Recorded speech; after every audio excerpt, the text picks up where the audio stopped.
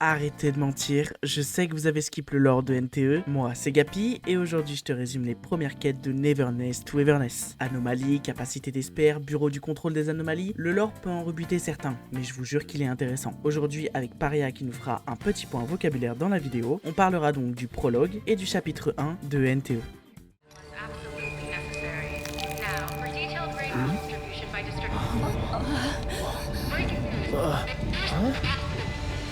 This isn't rain!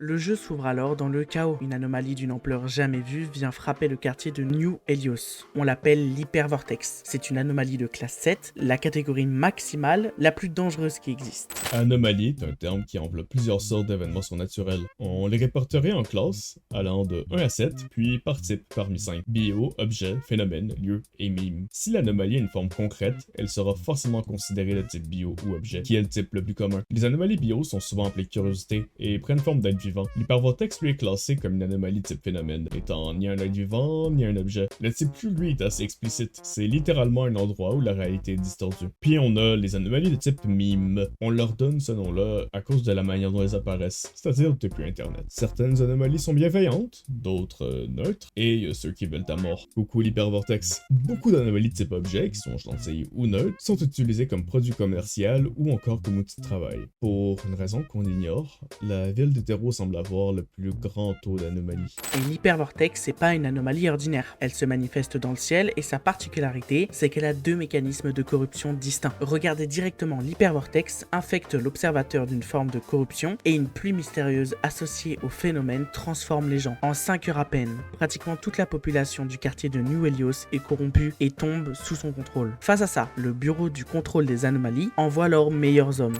Le BCA, ou Bureau de contrôle des anomalies, est une organisation qui se charge de nullifier et de contenir les anomalies. Pour faire plus simple, ils protègent le public des anomalies dangereuses. Leur bureau mère est basé à Hétéro, à cause du grand nombre d'anomalies. Ils ont inventé un indice permettant la détection d'anomalies grâce à des capteurs, l'index Wertheimer. Plus le chiffre est dans le négatif sur l'index, plus l'anomalie est puissante. Le chiffre représente à quel point la situation diffère de la réalité. 0 étant normal, -1 et en bas une anomalie, et en haut de 1, un esper. Le BCA intervient en cas d'anomalie dangereuse et lance des investigations sur des cas de crimes liés aux anomalies. Ils évacuent le public et se chargent de l'anomalie. Une fois l'anomalie maîtrisée, ils notent dans une base de données ces informations dans l'éventuel où elle réapparaîtrait. Allez, on reprend la vidéo. Leur escouade d'élite, la DTE-4, débarque sur place. À sa tête, Beishang, le mec nonchalant et teuf là. Il arrive avec son équipe, Fadia, Lacrimosa et Skia, tous des experts de haut rang. Les espers, c'est le terme qu'on utilise pour les humains qui ont éveillé des capacités surnaturelles. Il y en a qui sont nés avec,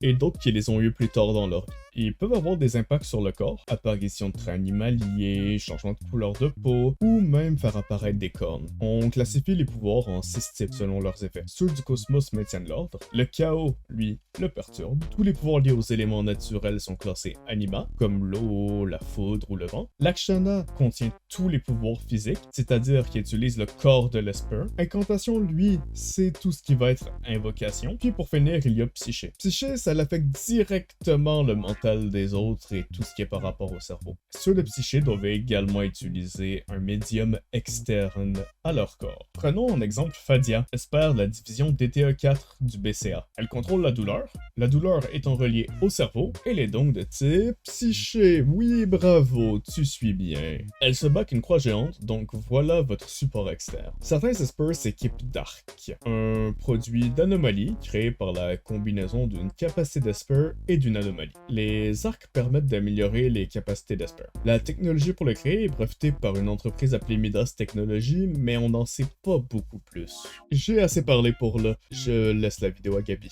L'équipe combat dans le chaos, essaye d'évacuer les civils et tente de trouver un moyen de stopper tout ça. Et c'est dans cette confusion que Beishang tombe sur notre personnage planté là face à l'hypervortex. Notre personnage fixe l'anomalie et au lieu de se faire corrompre, toute la structure de l'hypervortex s'effondre. Sans attaque, sans combat, juste en regardant son cœur. L'anomalie entière entière s'annule d'elle-même en quelques minutes. En fait, c'est ça le truc avec notre personnage. Il a une facilité naturelle et instinctive pour percevoir le nexus des anomalies. Les agents du BCA savent aussi trouver des nexus, c'est une partie de leur boulot, mais notre perso, lui, le perçoit d'une manière qui n'appartient qu'à lui et presque sans effort. Et face à l'hypervortex, il vient de le faire sans même s'en rendre compte. Sauf qu'avant que tout disparaisse complètement, une entité dorée a fait son apparition. Elle a juste dit arrêtez de vous interférer, l'heure est venue. Elle parle d'un truc qu'on appelle le déferlement et disparaît aussi vite. Ok, elle est totalement folle, laissez-la dans son délire. Bon, du coup le quartier est sauvé, mais notre personnage, lui, il se réveille pas libre pour autant. Le BCA le retrouve à l'épicentre de la catastrophe sans aucun souvenir. Zéro identité, zéro passé. Et vu sa nature complètement inconnue, ses pouvoirs déjà éveillés et le fait qu'il est au cœur même de l'incident, le bureau le soupçonne initialement d'avoir des liens avec la catastrophe qui vient d'arriver. Pas question de le laisser dans la nature dans ces conditions. Il est donc placé en détention, surveillé sur l'île de Gross, dans un établissement carcéral. Officiellement, c'est de l'observation. En pratique, c'est une prison. Et il y restera 2 mois entiers et sera renommé Esper Zero. Au bout de ces 2 mois, Zero est convoqué par la directrice du BCA. Elle a une mission pour lui. Il y a une anomalie mystérieuse qu'on appelle le code 0. Ouais, c'est l'autre folle de tout à l'heure. Qui a disparu exactement au même moment où l'hypervortex a été annulé. Et depuis, personne n'arrive à la localiser. Même les systèmes de détection les plus avancés du bureau ne trouvent rien. Zero est indétectable par l'indice Wertheimer, ce qui est sans précédent dans l'histoire des Espers. Et selon la directrice, ça et son instant unique pour les Nexus en fait le seul capable de retrouver le code 0. Sa mission est donc claire. En attendant d'y arriver, il est affecté à une équipe, la boutique Avon. Mais alors qu'il parle encore, une anomalie se déclenche dans le bureau même. C'est là qu'entre en scène Mante, une espère de l'unité de confinement du bureau, que personnellement je déteste. Vraiment, elle me cringe tellement, j'en peux plus. La directrice leur demande à tous les deux de s'en occuper. Mante et Zero partent ensemble pour cette première mission de terrain. L'anomalie les aspire dans une dimension parallèle, un espace déformé généré par l'anomalie elle-même. On appelle ça le royaume anormal. Grâce à son Nexus Sense, Zero finit par comprendre que le cœur de tout ça, c'est un portrait. Un tableau qui est à l'origine de toutes les perturbations, et quand il l'atteigne finalement, le portrait se réveille. Il devient un boss, le combat s'engage, et les deux se battent de leur mieux. Mais peu importe ce qu'ils font,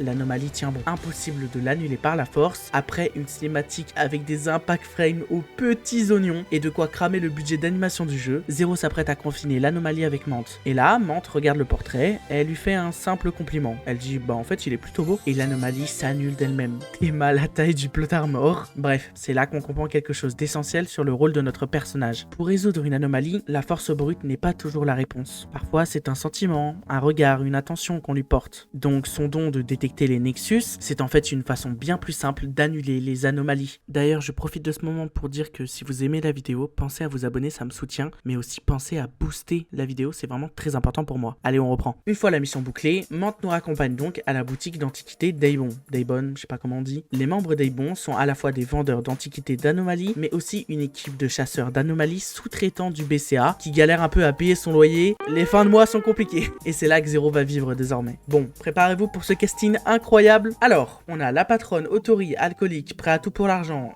le plus gros rat que vous ayez vu de NTE. Les 3 gamins insupportables et intenables, Nanali, Sakiri, Edgar. Edgar, par pitié, tape-toi le petit doigt de pied dans un coin de meuble. Voilà, je le déteste. Il y a Adler, le goat ultime. Tagedo, j'espère il meurt, tout simplement. Et oh là là là là, regardez-moi ce poulet. Non, non, c'est grave une badie. Jonquille, merci pour les travaux. Bon, une fois avoir fait le tour du propriétaire, il y a un client qui se présente à la porte le soir même. Un studio photo dans le quartier, dont il est le patron, a dû être fermé. Des objets y disparaissent mystérieusement depuis un moment, de manière périodique, et la disparition reste localisée au studio sans se propager. Le BCA a enquêté et a classé la menace comme faible, et donc a suspendu l'activité du lieu. Mais le client, lui, il veut que son studio soit opérationnel dès le lendemain matin. Du coup, il nous demande qu'on règle l'anomalie ce soir. Et vu que Otori est un énorme rat, elle accepte de prendre la commission en urgence si le patron nous offre une séance photo à la fin. On arrive alors au studio. L'atmosphère est immédiatement pesante. Des objets bougent tout seuls, des bruits étranges résonnent dans les couloirs, les lumières clignotent sans raison, les objets commencent à se transformer en photographies les uns après les autres, et une chose devient rapidement claire. Quelque chose dans ce studio nous prend pour cible. Une sorte de cadrage invisible essaie de nous capturer en photo. Et si ça réussit, on se retrouve téléporté dans une dimension parallèle, un monde entier aux couleurs inversées. L'enquête avance. Des photos traînent un peu partout dans le studio, toutes surexposées grandiose et floue et inutilisable, jusqu'au dernier étage, dans une pièce plongée dans l'obscurité avec des conditions proches d'une chambre noire. On découvre des photos parfaitement nettes. Adler fait vite le lien, les pellicules photographiques doivent être développées à l'abri total de la lumière pour ne pas être détruites. C'est pour ça que ces photos-là sont nettes. Elles ont été prises dans une salle avec les conditions favorables au développement d'une pellicule. Je vous avais dit que c'était le GOAT ce type quand même. On tombe aussi sur une vieille photo d'inauguration du studio, prise avec un appareil à pellicule. Un type d'appareil que plus personne n'utilise aujourd'hui. L'anomalie est donc probablement nostalgique. Elle est liée aux vieilles pellicules photographiques, et le monde anormal en négatif, c'est littéralement le négatif d'une photo, et du coup tout s'emboîte. On va donc à la chambre noire dans la cave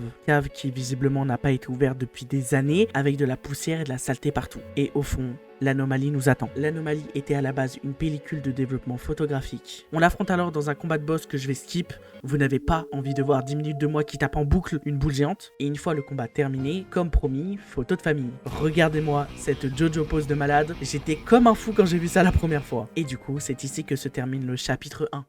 Merci de m'avoir suivi, j'espère que ma narration et les points lore de Paria vous auront plu. Si vous avez des questions, n'hésitez surtout pas à les poser en commentaire, il n'y a pas de questions bêtes, je vais essayer d'y répondre un maximum. La prochaine fois qu'on se retrouve en format long, c'est soit pour le résumé du live 1.1 ou alors pour le résumé de la quête 2 et 3 de NTE. D'ailleurs, n'oubliez pas le Discord en bio.